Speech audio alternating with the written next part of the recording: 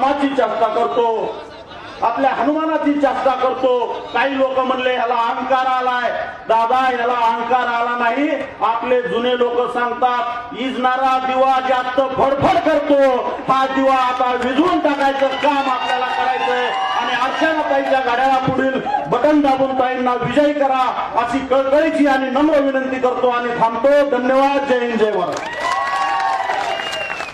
मनपूर्वक धन्यवाद। यानंतर आपल्या सर्वांचे लोकप्रिय आमदार आदरणीय राणा जगजितसिंहजी पाटील साहेब यांना विनंती करते आपण या विराट सभेसमोर मार्गदर्शन करावं।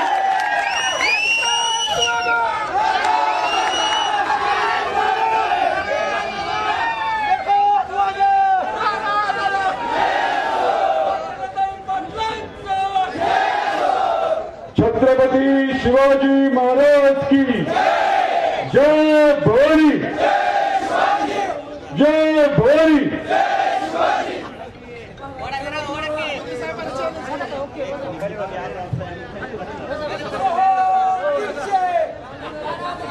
ठीक आहे, आता थोडं सगळेजण शांत व्हा।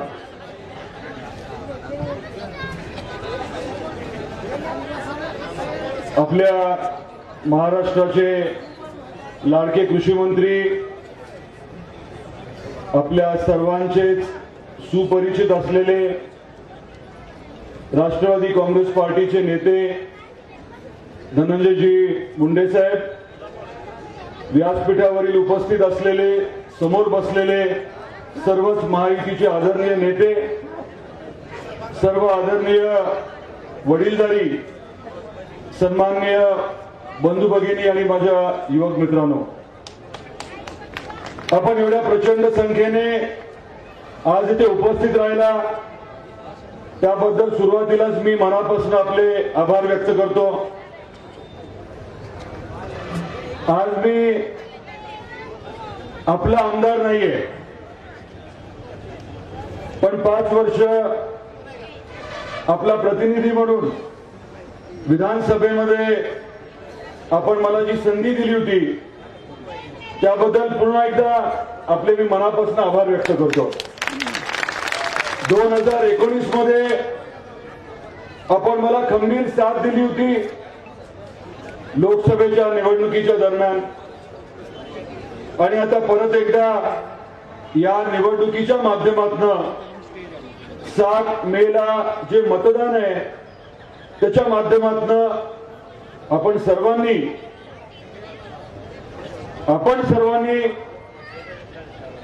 आणि आपल्या मदतीने इतरांनी देखील घड्याळाला प्रचंड मताधिक्याने निवडून द्यावं ही विनंती करण्यासाठी आज आम्ही आपल्या समोर आलेलो आहोत। निवडणूक इकडच्या लोकांनाच विचारतो मी, निवडणूक कसली आहे? लोकसभेची। म्हणजे 7 तारखेला आपल्याला कोणाला निवडून द्यायचंय? म्हणजे कोणाला? खासदाराला।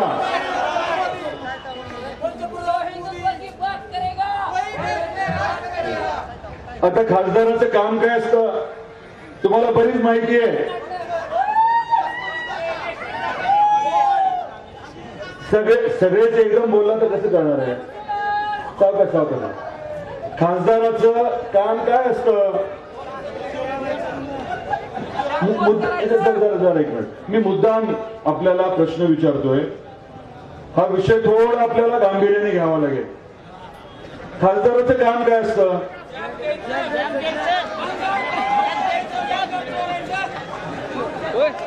हे सगळे विषय जे आहेत ना ते योग्य पद्धतीने मुंडे साहेब घेतील।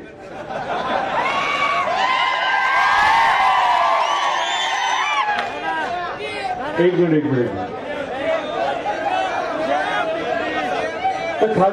जर थांबा। खासदाराचं काम काय असतं? जरा सांगा। आपल्या या कळंब शहरामध्ये नगर परिषदची निवडणूक होते। आपण कोणाला निवडून देतो? नगरसेवक, बरोबर आहे। गावोगावी ग्रामपंचायतीची निवडणूक होते, कोणाला निवडून देतो? ग्रामपंचायती सदस्य असतात, सरपंच असतो। जिल्हा परिषद पंचायत समितीला तिथले सदस्य निवडून देतो, आमदारकीच्या निवडणुकीला आमदार निवडून देतो आणि खासदारकीच्या निवडणुकीला खासदार निवडून देतो. मग आता खासदाराचं काम काय असतं हे जर तुम्ही मला विचारलं तर मी सांगेन, केंद्र सरकारकडनं मोठा निधी आणणं, केंद्र सरकारकडनं मोठ्या योजना आणणं आणि आपल्या भागामधले केंद्र सरकारशी संबंधित जे विषय आहेत, अडचणी आहेत, त्या अडचणी तिथे मांडणं, पाठपुरावा करणं आणि त्या अडचणी सोडवणं. गेल्या 5 वर्षामध्ये ज्याला खासदार म्हणून दिल्लीत पाठवलं होतं त्यांनी केंद्र सरकारची कुठली योजना आपल्या कळममध्ये आणली, कुठला मोठा निधी आपल्या कळममध्ये आणला, कुठली आपली मोठी समस्या त्यांनी सोडवली. आपल्या कळम तालुक्याला जो खासदार निधी मिळाला त्यातले किती पैसे दिले, कुठल्या गावाला किती पैसे दिले, तुम्ही घ्या, माहिती घ्या, तुम्ही माहिती घ्या. कळम मधल्या प्रत्येक गावाला किती पैसे दिले. काल मी शिराळूनला होतो. शिराळून कुठे, आपल्या तालुक्यात आहे, मोठं गाव आहे. शिराळूनला किती पैसे दिले असतील, किती दिले. आपल्या आपल्या गावामध्ये तुम्ही माहिती घ्या, 5 वर्षाच्या कालावधीमध्ये आपल्या गावाला किती पैसे दिले. कुठल्या गावात कधी आला ते तर सोडूनच द्या. माता भगिनींच्या बाबतीमध्ये लोकसभेमध्ये आरक्षण देण्याचा मुद्दा होता, त्याचं मतदान होतं, महिलांना 33% आरक्षण देण्याचं. तेव्हा हा खासदार कुठे होता त्याची माहिती घ्या. पीक विम्याच्या बाबतीमध्ये आपण नेहमी बोलतो, पीक विम्याच्या बाबतीमध्ये आपल्याला कोर्टात जावं लागलं कारण ठाकरे सरकारने साधी बैठक लावली होती. पण जेव्हा आपण कोर्टात गेलो, हायकोर्टात गेलो, सुप्रीम कोर्टात गेलो, सुप्रीम कोर्ट कुठे असतं, मुंबई का दिल्ली, ठरवा एकदा. सुप्रीम कोर्टामध्ये दिल्लीमध्ये जेव्हा केस चालली, अनेक वेळेस तिथे केसच्या निमित्ताने मी गेलेलो, तुम्ही बघितलं असेल. पण खासदाराला कधी दिल्लीत बघितलं का, सुप्रीम कोर्टात एकदा तरी बघितलं का.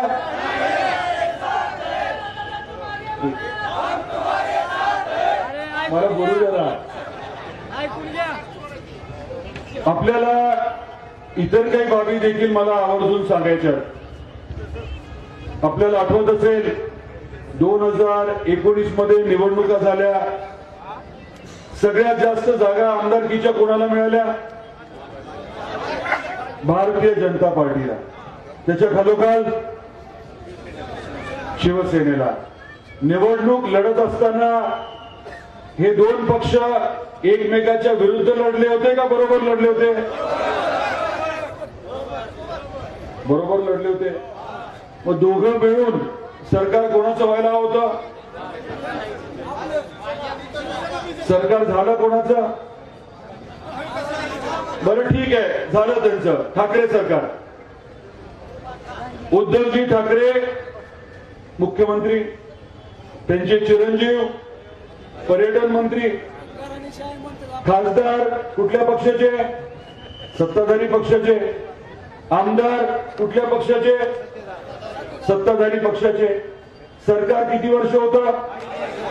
मग त्या 2.5 वर्षामध्ये आपल्या कळमला, आपल्या या तालुक्यामध्ये ठाकरे सरकारने आपण आवर्जून उल्लेख करू शकू असं काय दिलं, काय दिलं सांगा ना, काहीतरी दिलं असेल ना.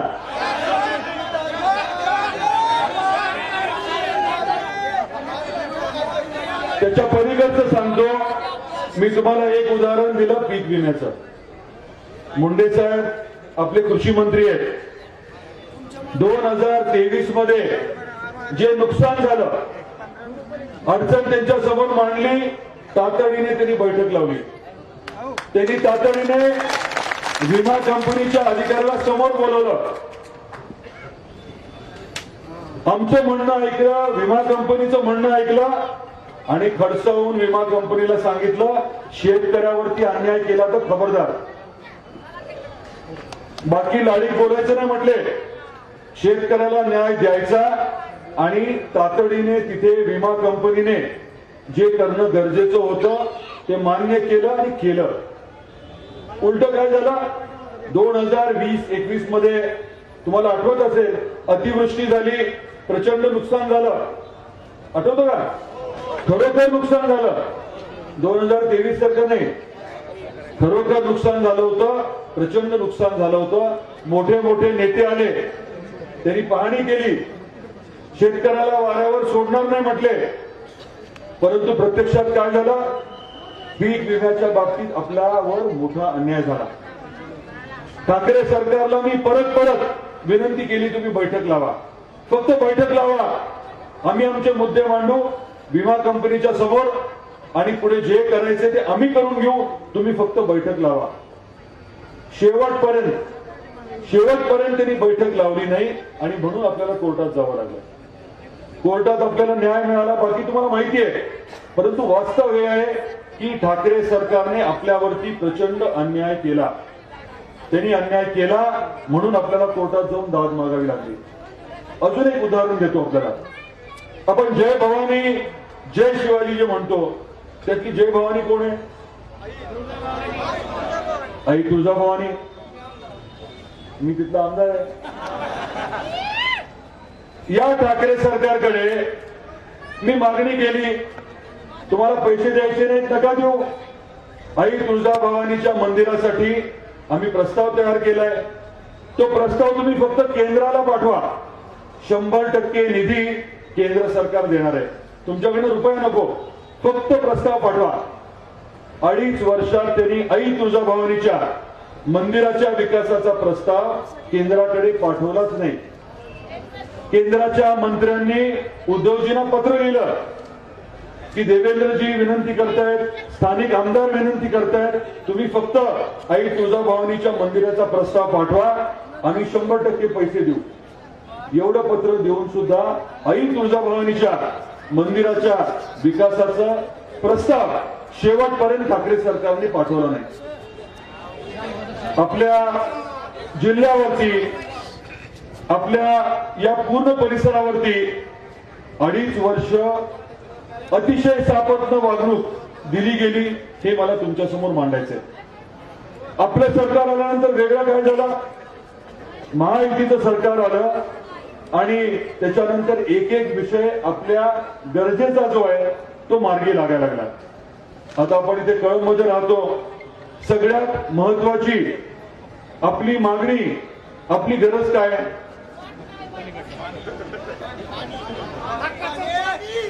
काय सगळ्यात महत्वाचं काय आहे? 21 TMC. अजून काय? MIDC. अजून बेरोजगार आणि रोजगार.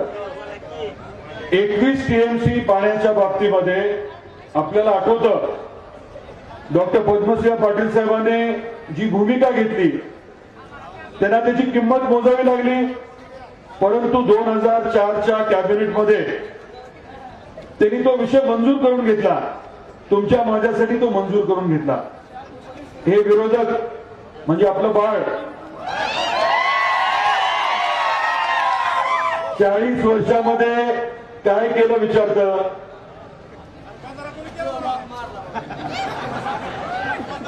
आता बाळाचे वडील इथे काय करायचे कळंबमध्ये हे विचारू का? मुद्दा हा आहे की डॉक्टर पद्मसिंह पाटील साहेबांनी जे काम केलं त्याच्यामुळे आज आपल्या जिल्ह्याची परिस्थिती जी बदलली आहे ती या मुलांना माहित नाही. मुलांना सांगावं लागेल आणि बाळालाही सांगावं लागेल. 40 वर्षापूर्वी आपल्या जिल्ह्यामध्ये लातूर आणि उस्मानाबाद एक जिल्हा होता, त्या काळामध्ये किती साखर कारखाने होते? एक. कुठला? तेरणा. 1250 TCDच्या कारखान्याला, ते भंगाराच्या बाबतीत नंतर बोलू आपण. 1250 TCDचा कारखाना होता. ऊस कमी पडायचा म्हणून कर्नाटकातून ऊस आणायचे. आता आज परिस्थिती काय?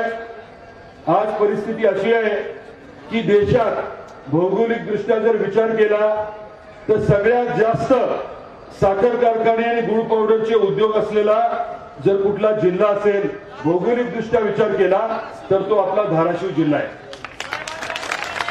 असं का झालं? कारण आपल्याकडे ऊसाचं उत्पादन एवढं वाढलं. ते का वाढलं? कारण पाणी उपलब्ध झालं. पाणी का उपलब्ध झालं? कारण डॉक्टर साहेबांनी ती अडवण्याची सोय केली.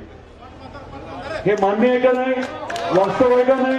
हजारो कोटी रुपये शेतकऱ्याच्या घरामध्ये डॉक्टर साहेबांनी केलेल्या कामामुळे जातात का नाही?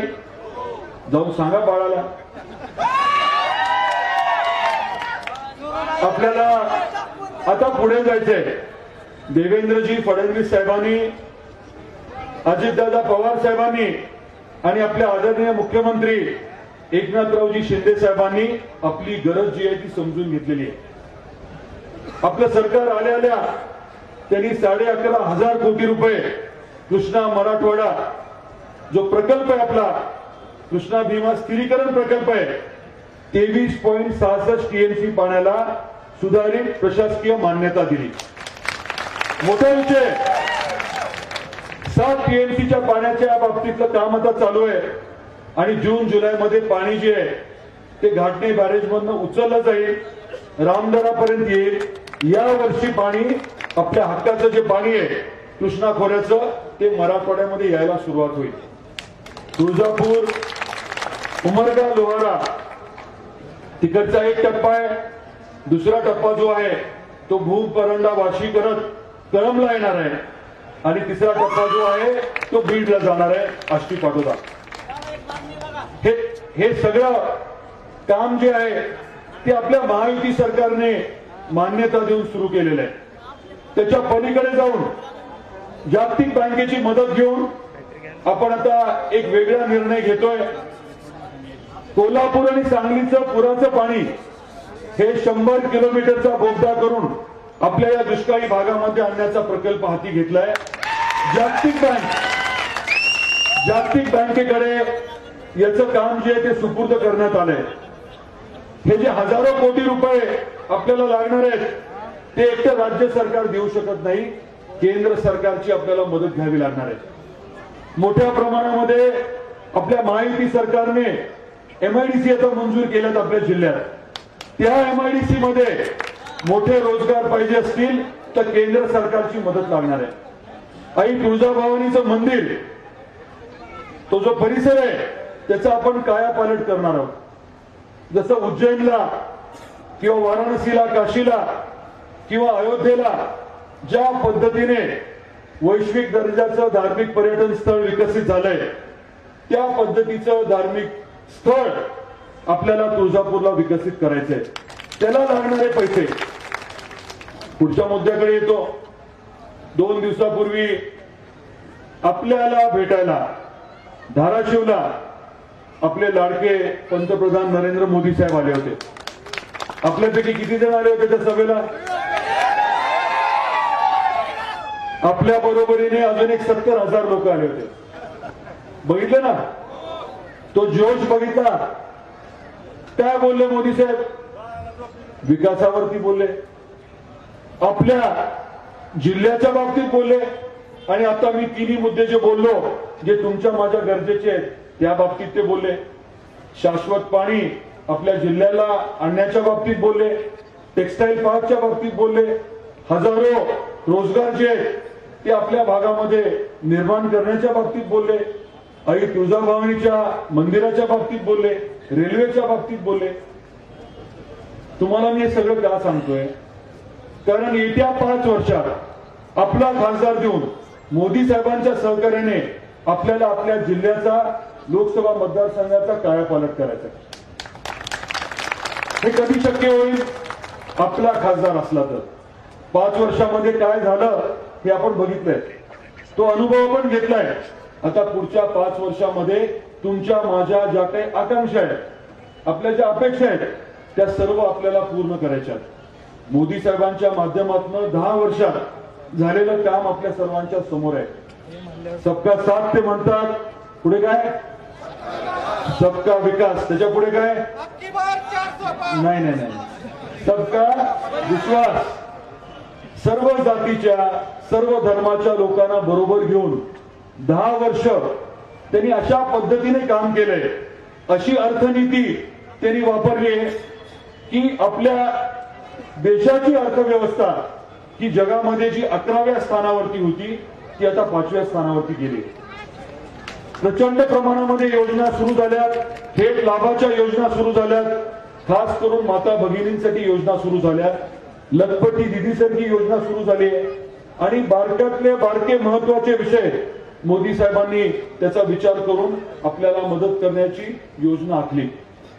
हे मी सगळं काय सांगतोय, कारण आपण आता सदसद विवेक बुद्धी वापरून येणाऱ्या 7 तारखेला मतदान करायचंय. सबका साथ, सबका विकास, सबका विश्वास म्हणत असताना शेवटचा जो मुद्दा ते मांडतात तोही खूप महत्वाचा आहे. काय मुद्दा आहे? सबका प्रयास.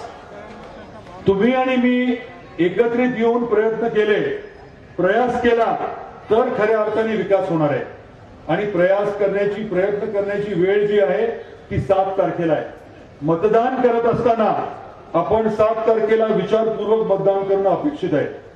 आणि आई तुळजाभवानी चरणी मी हीच प्रार्थना करतो की आपण अतिशय विचारपूर्वक मतदान करावं. आपण गेल्या 5 वर्षाचा विचार केला, तेव्हा झालेल्या चुकीचा विचार केला तर मला खात्री आहे की येणाऱ्या 7 तारखेला आपण घड्याळाच्या समोरील बटन दाबून महायुतीच्या उमेदवाराला प्रचंड बहुमताने निवडून द्या. आपण डॉक्टर पद्मसिंह पाटील साहेबांना ओळखता, त्यांनी केलेलं काम आपल्या समोर आहे. गेले 19 वर्ष आपण मी जे काम करतो ते बघताय. गेले 10 वर्ष अर्चनाच्या माध्यमातून झालेलं काम आपण बघितलंय. महायुती सरकार, शिंदे साहेब, फडणवीस साहेब, अजित पवार साहेब हे जे काम करतायत ते आपण बघितलं. सगळ्यात महत्वाचं म्हणजे मोदी साहेबांचं काम आपण बघितलंय. येणाऱ्या 5 वर्षामध्ये सरकार जे आहे ते कोणाचं राहणार आहे? केंद्रामध्ये मोदी साहेबांचं सरकार राहणार आहे. त्याच्याबद्दल कोणाच्या मनात काही शंका आहे का? मग साधी गोष्ट आहे की आपण मोदी साहेबांबरोबर आहोत. ती घोषणा कुठली आहे? फिर एक बार नाही, फिर एक बार वाली घोषणा माहिती आहे ना? काय? फिर एक बार, फिर एक बार, अब की बार. माहितीच आहे ना. त्यामुळे आपला अधिक वेळ न घेता मी परत एकदा आपल्या सर्वांना कळकळीची विनंती करतो की येणाऱ्या 7 तारखेला आपण घड्याळाच्या समोरील बटन दाबून महायुतीच्या उमेदवारांना, अर्चनाला प्रचंड बहुमताने निवडून द्या आणि आम्हाला अतिशय ताकदीने आपली सेवा करण्याची संधी द्या. आपले स्वप्न, आपल्या आकांक्षा पूर्ण करण्याची संधी द्या ही विनंती करतो आणि थांबतो. जय हिंद, जय महाराष्ट्र. मनपूर्वक धन्यवाद साहेब. असं म्हणतात कोणतीही व्यक्ती आपल्या जवळ फक्त 2 कारणांमुळे येते, एक प्रेमामुळे आणि दुसरी प्रभावामुळे. प्रेमामुळे आली तर प्रेम द्या, प्रभावामुळे आली तर मार्गदर्शन करा. आणि म्हणूनच आपल्या सर्वांवर ज्यांचा प्रचंड सकारात्मक प्रभाव आहे असे सन्माननीय कृषी मंत्री आदरणीय नामदार धीरंजयजी मुंडे साहेब यांना विनंती करते आपण या विराट ऐतिहासिक सभेला मार्गदर्शन करावं.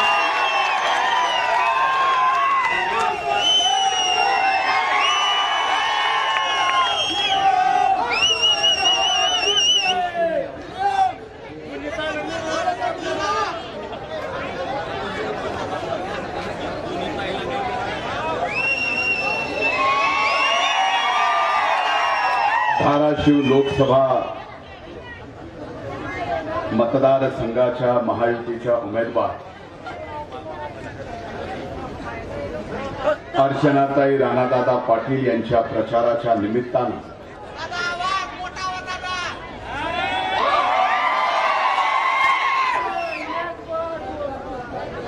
कळंब येथे होत असलेल्या या प्रचार सभेला उपस्थित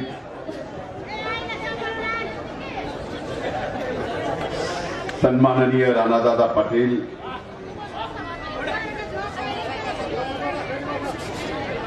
व्यासपीठावर उपस्थित माननीय अनिलजी खोचरे, अजितदादा पिंगळे,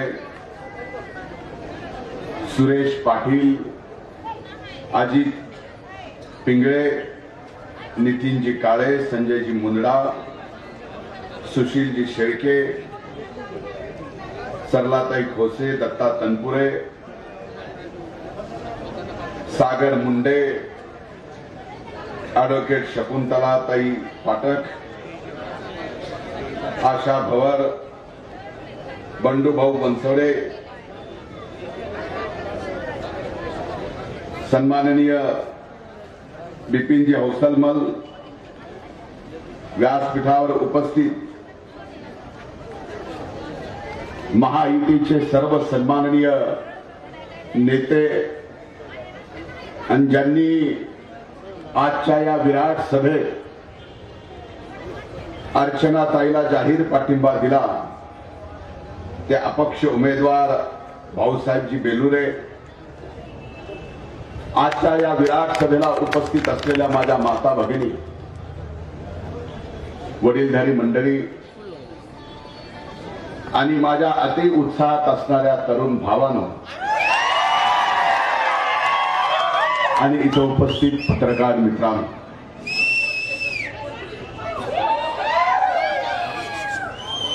मी सर्वप्रथम अपक्ष उमेदवार भाऊसाहेब बेलुरे यांचे मनपूर्वक आभार मानतो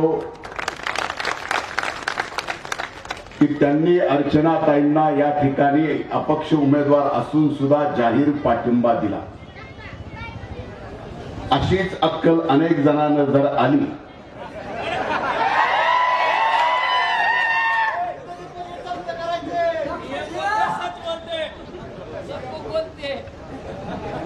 तर 4 तारखेला निकाल लागायच्या अगोदरच आपल्याला गुलाल उधळता येईल.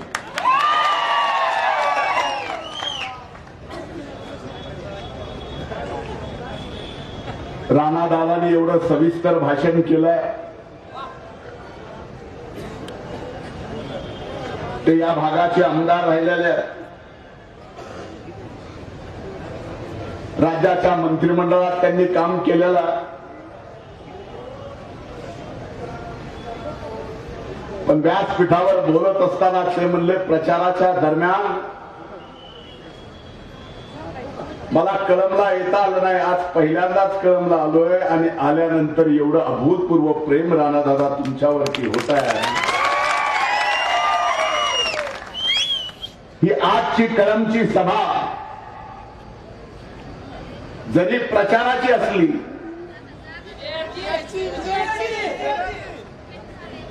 बघा माझं आजूळ किती हुशार आहे.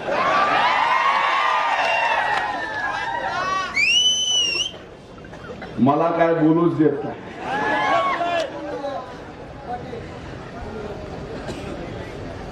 ही आजची विराट सभा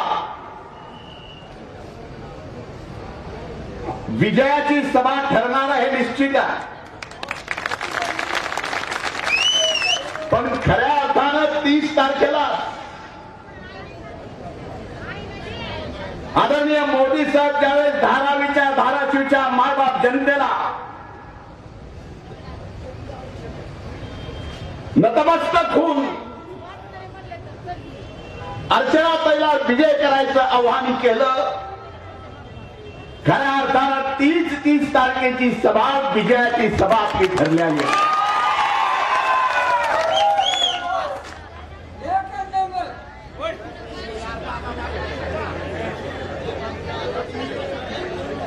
ही लोकसभेची निवडणूक आहे, ही निवडणूक आहे ग्रामपंचायत ग्रामपंचायतीची नाही, नगरपंचायतीची नाही, नगरपालिकेची नाही, जिल्हा परिषदेची नाही, पंचायत समितीची नाही, महानगरपालिकेची नाही, ही निवडणूक विधानसभेची, ही लोकसभेची निवडणूक आपल्या सर्वांसाठी का महत्वाची आहे हे जरा आपण स्वतः अंतर्मुख होऊन समजून घेणं आवश्यक. गेली 10 वर्ष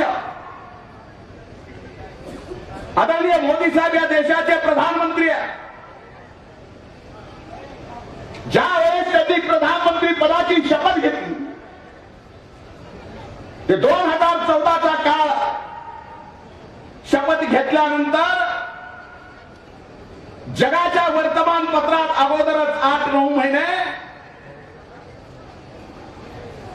जगभर अशी परिस्थिती होती की येणाऱ्या काळात हा देश दिवाळखोरीत जातोय का काय. पण मोदी साहेबांनी देशाची सूत्र हातात घेतली. दिवाळखोरीत जाणारा हा देश आज जगाच्या पाठीवर 5व्या क्रमांकाच्या आर्थिक चांगल्या परिस्थितीत आणून ठेवला आहे.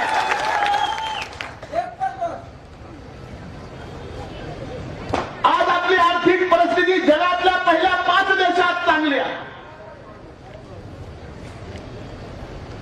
हे काम अभिमानास्पद. पण या 10 वर्षामध्ये माझ्यासारख्याला या देशातला एक सामान्य नागरिक म्हणून या देशाचे प्रधानमंत्री मोदी साहेबांनी जे काम केलं, या देशाची पद प्रतिष्ठा 10 वर्षात जगाच्या समोर एवढ्या मोठ्या उंचीवर नेली आहे. त्या गोष्टीचा मात्र मला नक्कीच अभिमान आहे. याचं कारण काय की आपल्या भारताच्या विरोधात जगातल्या कुठल्याही सरकारमधल्या कुठल्याही मंत्र्यानं ब्रश शब्द जरी आपल्या भारताच्या विरोधात काढला तर त्या देशाच्या प्रधानमंत्र्याला त्याच्या मंत्र्याचा राजीनामा घ्यावा लागतो. ही ताकद भारताची मोदी साहेबांनी निर्माण केली. जर या गोष्टीचा अभिमान या भारताचा नागरिक म्हणून मला आहे तर हा अभिमान तुम्हाला आहे का नाही हे विचारायला मिळाले पाहिजे. हा अभिमान आपल्याला टिकवायचा आहे का गमवायचा आहे. जर टिकवायचा असेल तर आपकी बार